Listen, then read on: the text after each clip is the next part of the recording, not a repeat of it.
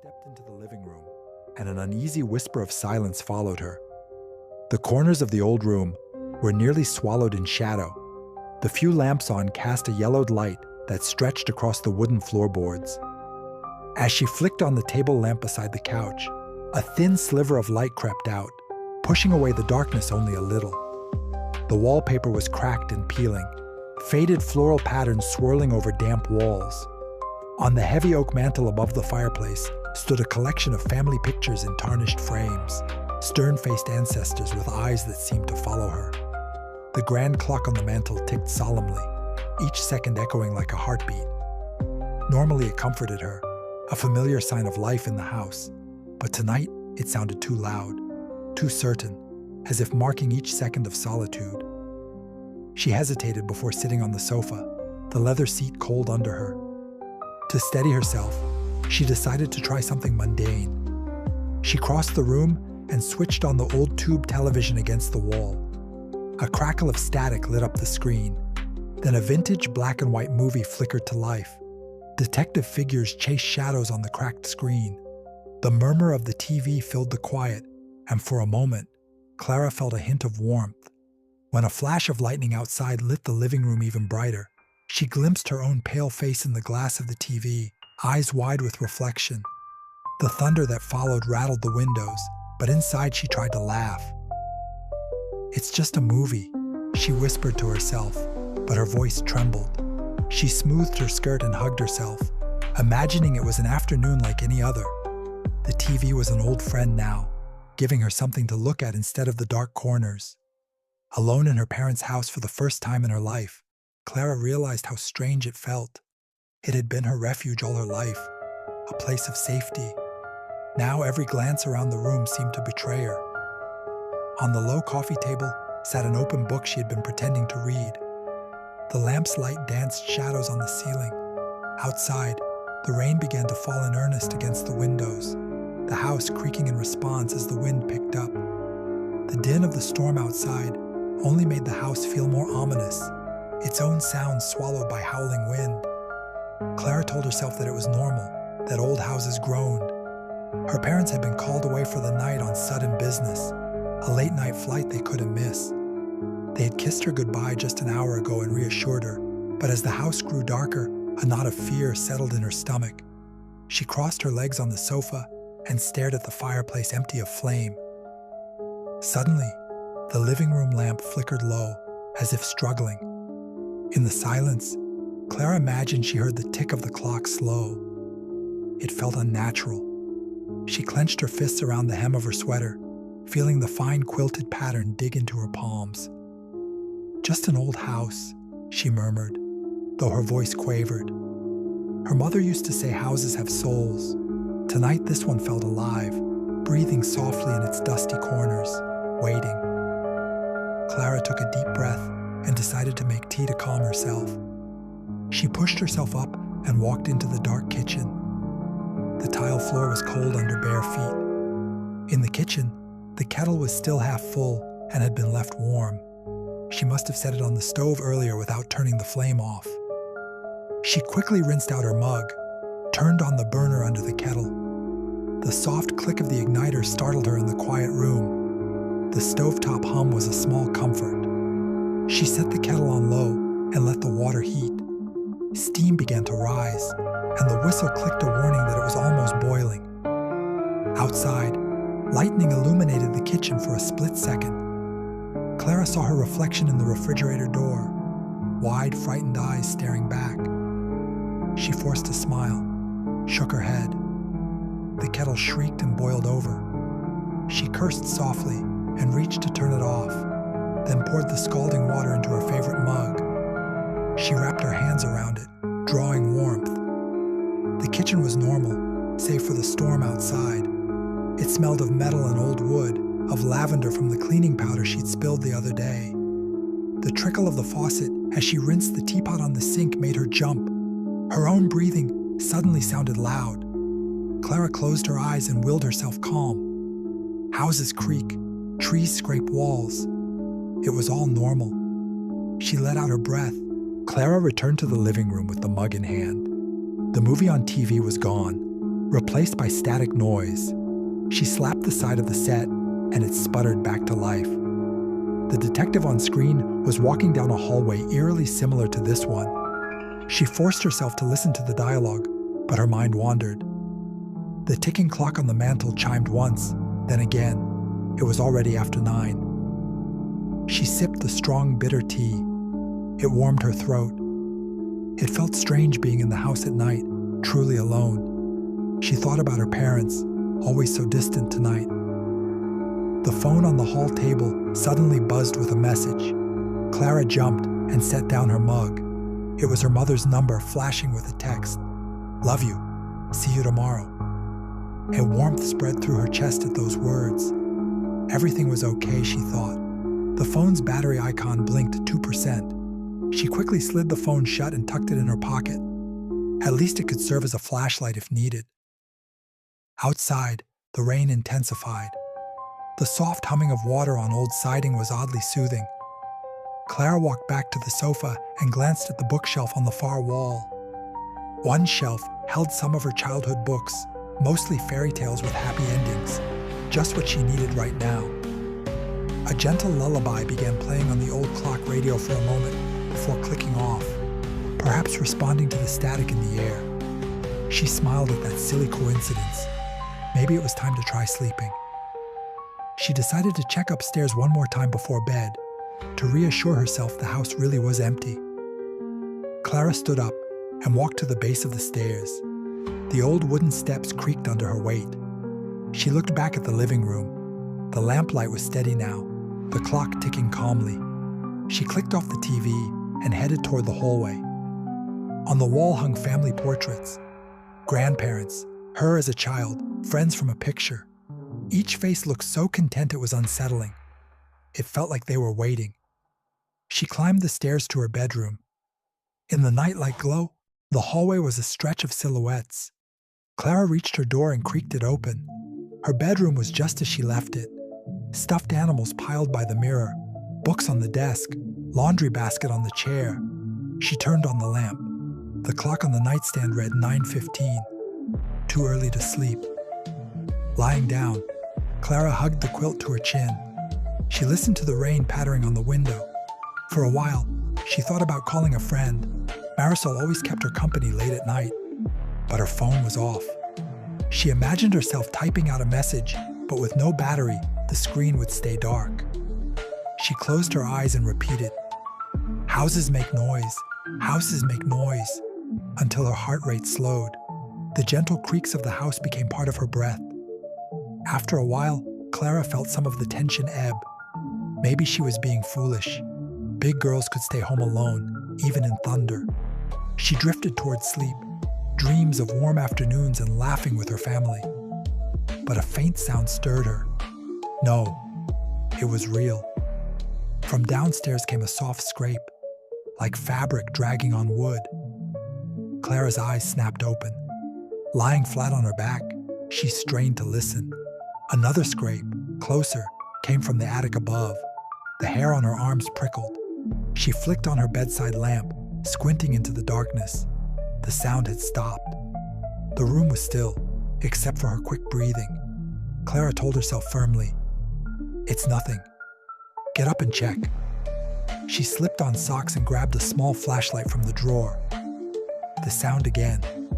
A low creak from the stairs outside her door. Her skin prickled with fear. She tiptoed to the door and cracked it open. The hallway was dimly lit by light from her lamp. She peered out. Nothing moved.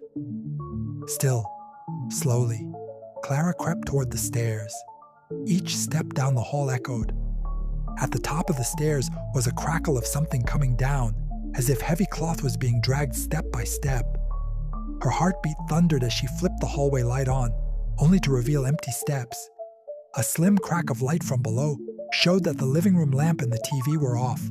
She must have shut them. Now the only light was the streetlights filtering in. The silence of the house swallowed her whole. "Just the house," she muttered, reaching out to the banister. The wood felt cool against her palm. The final step creaked under her weight. At the bottom, She shone her flashlight around the living room. Everything looked normal, except in the chair on the sofa, where a porcelain doll with a cracked face sat propped upright. She definitely hadn't placed it there. Clara jerked back as it seemed to wink at her in the beam. She remembered seeing that doll on the top shelf in the attic months ago. How did it get here? Her flashlight trembled. She shut off the beam. The living room darkened. In that instant, the radio on the side table behind the couch came on with a loud pop, throwing static across the room. Clara screamed and jumped. The doll was motionless. On the screen of her TV, a face passed, a distorted shadow, not part of the movie. She lunged to hit the power switch on the radio. Her fingers found the plug and yanked. Silence returned, broken only by the steady drip of rain. Clara's heart pounded. She dug a fingernail into her palm to stop it shaking. How had the doll moved? And who had turned on the radio? The quiet was now a roar in her ears. She pressed herself against the wall behind her, every nerve raging with adrenaline. She clicked on the radio again, only to get static. With trembling hands, she turned the dial. It tuned to a music station somehow. A faint tune whispered. Without volume, it carried a lullaby. Clara's breath hitched. That was her lullaby, the one her mother used to sing to her after bad dreams. The single chandelier bulb flickered overhead. Suddenly, lightning crashed, and the lights died, plunging the room into darkness. The radio's lullaby swelled slightly, then faded into silence as it powered off again. In the darkness, Clara felt around blindly for something solid. Her hand closed around her phone. The screen still read 2%. She swiped. Nothing. No signal. She tapped frantically on it. Panicking, she tried dialing her mother's number. It rang. A voice on the line crackled. "Hello?" She shouted, but only her own echo returned. No one else was home.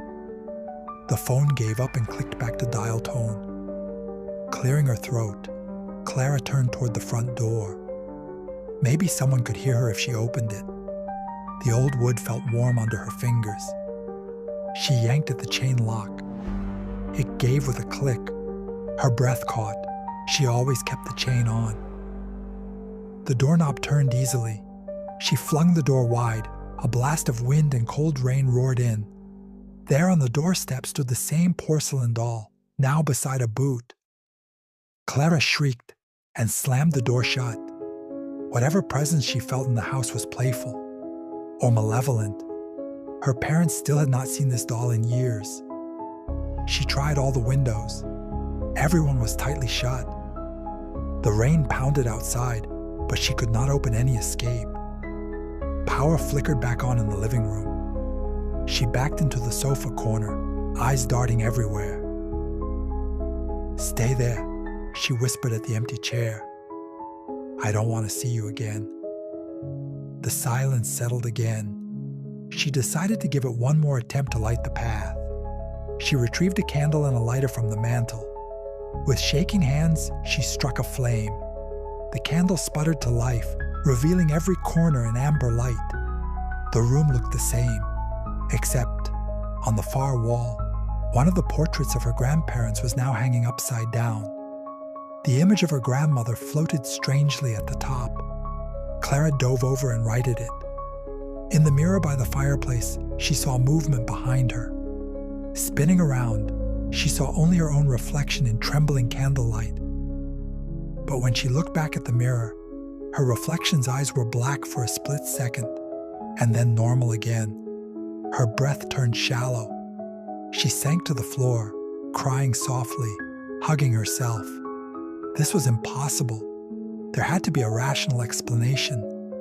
Maybe an animal got in, or she was still dreaming. She wiped her tears with the back of her hand. Enough. She needed to see this through.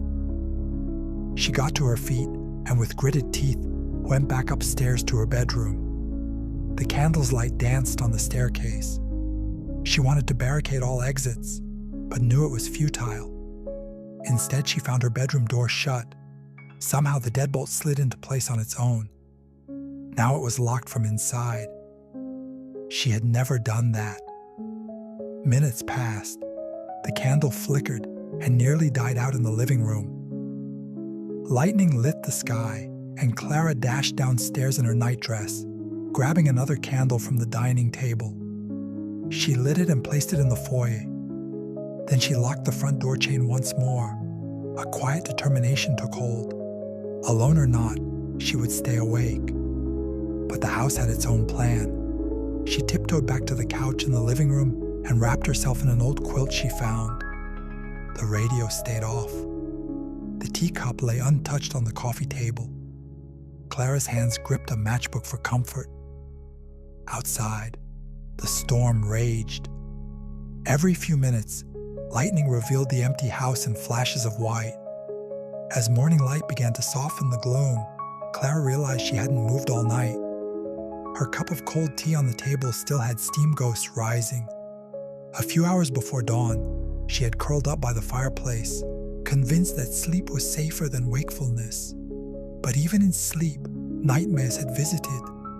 She dreamed of a white dress, of small feet creeping up the stairs.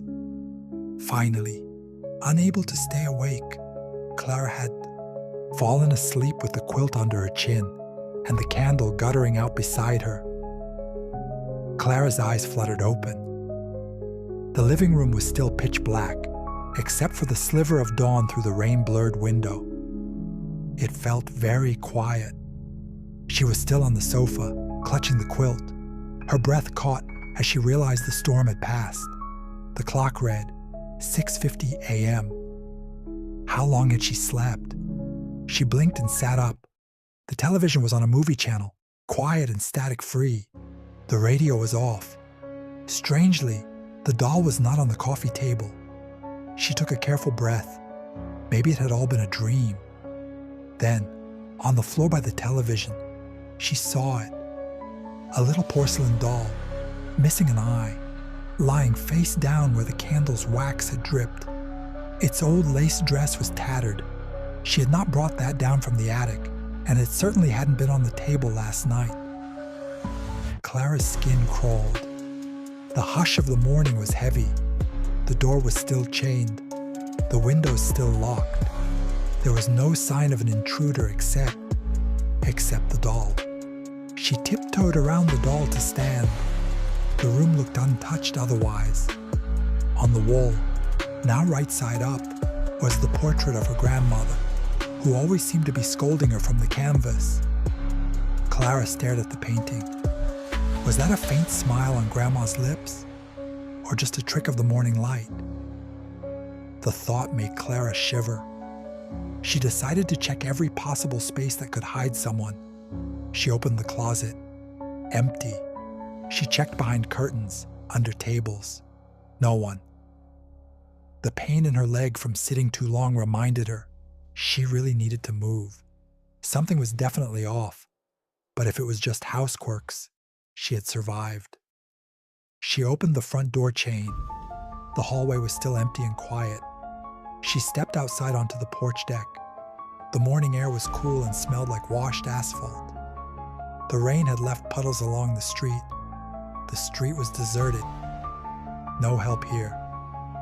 Clara closed the door behind her and locked it. The empty house loomed in silence. She was safe, at least for now. In the kitchen, cups had dried on the counter as if no one touched them. The radio in the hallway clicked on by itself now, stirring her blood again. But no voices came from it, and she cut it off. It took 2 cups of hot tea for her to calm down. She stood at the counter sipping, knees weak. The house around her felt more normal as daylight strengthened. Part of her was foolishly ready to laugh it off. But deep down, she knew something had been waiting in the dark of the night. Clara finished her tea and took a seat at the kitchen table. She stared out at the clear sky. Late for sure, but her parents would understand. This house had always been her home. It was safe. That same childish hope that had lulled her to sleep insisted that anything can be explained logically. Yet as she lingered on the front step for a moment, something moved in the corner of her vision. A shadow flickered on the attic window shutter high above. Clara stared, breath caught. But it was gone. The memory of last night surged back. Clara resisted the fear creeping up again. It was morning. No one else was there. She was strong. She trudged back in. Every step forward was firm. She needed a plan. Maybe she should clear the house quickly and never stay alone again. Just before 10 a.m., Clara's parents pulled into the drive. They found the front door ajar and rushed inside. The house was quiet, too quiet, and still bore signs of the storm. Their voices called out, soft with concern. Down the hall, furniture and plates remained in place, but upstairs, their bedroom door was shut tight, and on the bed, their daughter slept fitfully under a blanket, eyes squeezed shut as if chased by a nightmare. A single alarm clock on the nightstand ticked 6:50 a.m. They gently shook Clara awake. Her eyes fluttered open. She managed a small, scared smile that didn't reach her eyes. She'll remember little from last night, her mother thought. Clara sat up slowly, stiff and pale. When her dad stepped out to get blankets, Clara finally noticed the doll on the living room table. She stuttered. Where? How did it get here? Her parents exchanged worried glances. Her mother said, "We never took that doll out. You must have." Clara shook her head, her heart pounding again. That day, they packed quickly to leave. No mention was made of the doll, the rattling radio, or the figure at the window.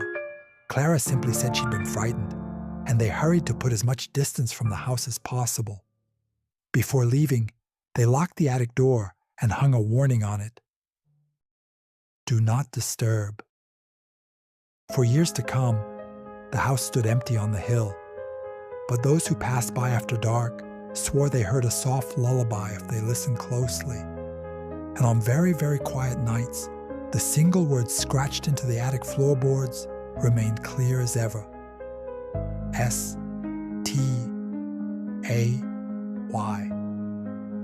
In that silence, the house kept its memories.